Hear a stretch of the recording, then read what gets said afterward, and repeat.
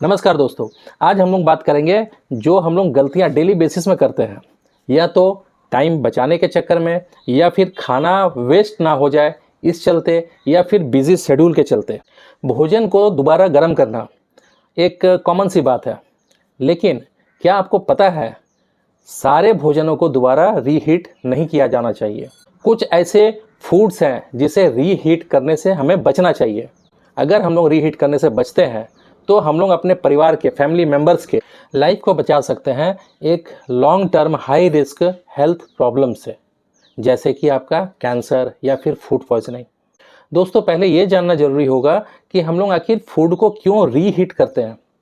Reheat करने का मतलब ये हो गया, मीन्स जो मुझे समझ में आता है कि ज़्यादातर रीहीट लोग इसलिए करते हैं क्योंकि एक सेफ्टी पॉइंट ऑफ व्यू से, जैसे कि मान लीजिए 4-5 घंटे पहले अगर कोई खाना बना हुआ है तो उसमें बैक्टीरियल अटैक होना वाजिब सी बात है। तो रीहीट करने से हाई टेम्परेचर में हम लोग ये सोचते हैं कि हाँ, जो भी बैक्टीरियल मीन्स हार्मफुल बैक्टीरिया अगर उसमें आया होगा तो वो ऑटोमेटिक ख़त्म हो जाएगा, डिस्ट्रॉय हो जाएगा, इसलिए हम लोग रीहीट करते हैं। और दूसरा जो कारण है ये है कि थोड़ा सा टेस्ट भी इन्हेंस हो जाता है, टेस्ट अच्छा आ जाता है गरम गरम खाना। लेकिन दोस्तों, कुछ फूड ऐसे होते हैं जो कि आपके रीहीट करने से कार्सिनोजेन नाम के एक कंपाउंड में कन्वर्ट हो जाते हैं, और ओवर द टाइम 10 से 20 सालों में हमारे बॉडी में वो कैंसर का मेन कारण बनते हैं।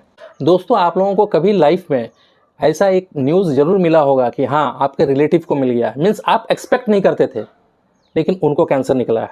आप एक्सपेक्ट नहीं करते थे कि नहीं, आपके दोस्त को जो कि एकदम यंग है, 20 साल 25 साल का है, उसे डिटेक्ट कैंसर हुआ है। और जैसे ही आपको पता चलता है कि नहीं, आपके पापा को, आपके पापा के फ्रेंड को, या फिर कोई भी रिलेटिव में कैंसर डिटेक्ट हुआ है, तब सबसे पहले इमेज क्या आता है आपके माइंड में, एक इल्यूशन क्या बनता है कि नहीं, वो तो गुटखा, खैनी, तंबाकू, शराब ये सब से दूर रहते थे, नॉन वेज, एकदम प्योर वेजिटेरियन है, उसके बाद भी उनको कैंसर कैसे हुआ। तो आज दोस्तों इस वीडियो के माध्यम से मैं आपको बताऊंगा कि उसके बाद भी अगर आप कुछ नहीं खा रहे हो, मीन्स सिंपल भोजन करते हो, लेकिन आपका भोजन का जो तरीका है वो अगर गलत है, मीन्स अगर आप गलत फूड प्रैक्टिस करते हो, तो उसमें भी आपका कैंसर होने के चांसेस बढ़ जाते हैं।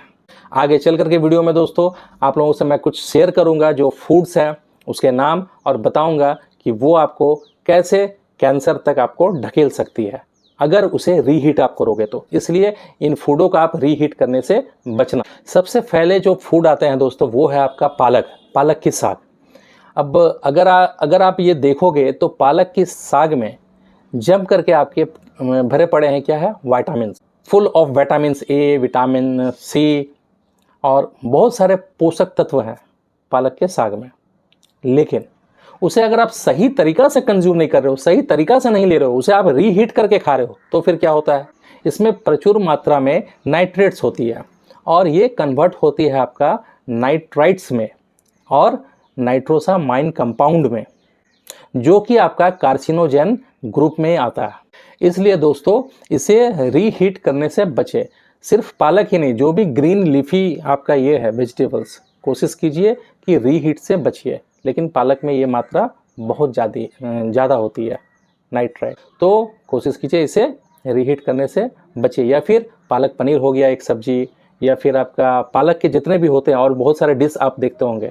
आप सोच लो कि होटल में अगर या रेस्टोरेंट में आप जो खा रहे हो, तो अगर आप कुछ भी कॉर्न पालक या फिर आपका पालक पनीर अगर आप दिए हो, तो आपको लगता है कि बिना रीहीट किए वो आपका रेस्टोरेंट वाला आपको परोसा होगा।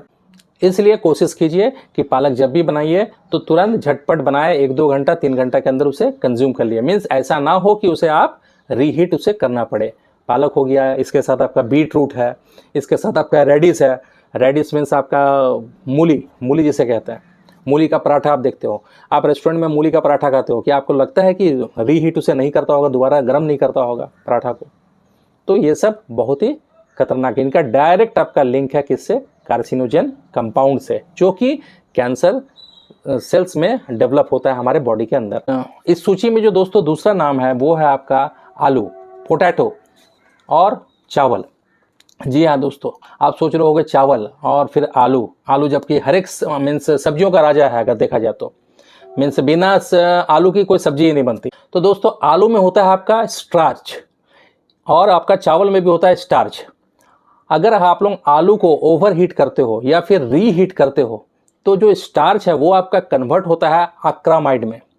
अक्रामाइड एक आपका कंपाउंड है जो कि कार्सिनोजेन ग्रुप में आता है, और अगर इसका आप रीहीट करके अगर आप मीन्स सालों से खा रहे हो आलू को, तो ये श्योर है, मान करके चलिए, मीन्स जो रिस्क फैक्टर है वो आपका कोलन या फिर ब्रेस्ट कैंसर होने का। अब आलू से आप देखते होंगे दोस्तों कि कितने सारे वैरायटी है, चाहे वो मिक्स वेज हो या फिर आलू दम हो या फिर आलू कश्मीरी हो। रेस्टोरेंट वगैरह में जो परोसा जाता होगा, आपको क्या लगता है कि दोबारा आपका रीहीट नहीं होता होगा? हम लोग घर में जब करते हैं तो रीहीट करके, क्योंकि जाने अनजाने में हम लोग ये गलतियां करते हैं क्योंकि पूरी जानकारी नहीं है। उसी तरह से दोस्तों चावल में क्या है आपका, जैसे वेज फ्राइड राइस हुआ या फिर चिकन फ्राइड राइस हुआ या फिर आपका पुलाव हुआ या फिर आपका बिरयानी हुआ, जो भी आपका जो अगर चावल अगर आपका रीहीट होगा मीन्स दोबारा गर्म होगा तो स्टार्च, और वो कन्वर्ट होगा अक्रामाइड, और एज अ रिजल्ट आपको दिखेगा आफ्टर 10 to 20 ईयर्स 30 ईयर्स में क्या दिखता है, या तो ब्रेस्ट कैंसर या फिर कोलन कैंसर। नेक्स्ट जो है दोस्तों वो है आपका मशरूम, लबलबा मशरूम, मशरूम मसाला, बहुत सारा चीज़ मशरूम स्टार्टर में हम लोग खाते हैं। तो मशरूम को अगर रीहीट करते हैं हम लोग तो वो डिग्रेड हो जाता है, और डिग्रेड होता है तो वो मान करके चलो आप कि हम लोग मशरूम नहीं खाते हैं, जो उसमें विटामिन्स होती है वो ख़त्म सी हो जाती है, और क्या ले रहे हैं हम लोग, इनटेक कर रहे हैं टॉक्सिन। तो एक तरह से समझ जाओ पॉइजन ही इनटेक कर रहे हैं। तो इसलिए कभी भी मशरूम को भी रीहीट करके ना खाएं। इस लिस्ट में जो दोस्तों है अगला वो है आपका स्मोक्ड मीट या फिर प्रोसेस्ड मीट बोल सकते हैं। स्मोक्ड मीट जो हुआ दोस्तों वो हो गया आपका जैसा कि कबाब, आप देखते होंगे जहाँ भी नॉनवेज बिक रहा है वहाँ पे आइए आइए गर्मा गर्म कबाब खाइए, मीन्स बड़ा बड़ा आप देखते होंगे एक आपका भट्टी है और उसमें कबाब ये हो रहा है, जल रहा है, ठीक है। तो due to smoked, means smoked क्या हो गया, मीन्स थोड़ा सा वो चूल्हे वाली फ्लेवर, स्मोक्ड फ्लेवर के लिए हम लोग क्या करते हैं, बहुत ही गलत चीज़ इनटेक कर। अगर इसे रीहीट किया जाए, और इसमें होता है आपका प्रचुर मात्रा में नाइट्रेट, और नाइट्रेट आपका कन्वर्ट होता है नाइट्रोसामाइन में।